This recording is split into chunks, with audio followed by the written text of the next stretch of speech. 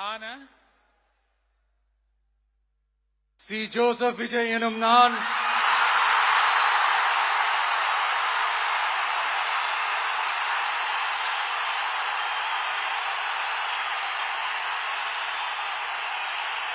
சட்டப்படி அமைக்கப்பெற்ற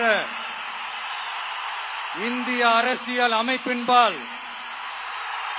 உண்மையான நம்பிக்கையும் மாறா பற்றும் கொண்டிருப்பேன் என்றும்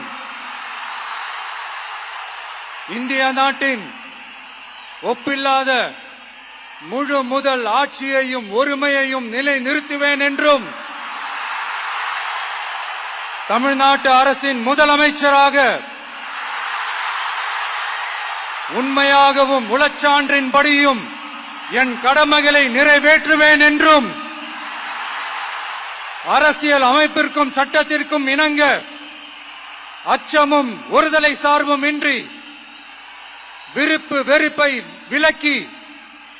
பலதரப்பட்ட மக்கள் அனைவருக்கும் நேர்மையானதை செய்வேன் என்றும் ஆண்டவன் மீது ஆணையிட்டு உறுதிமொழிகிறேன்.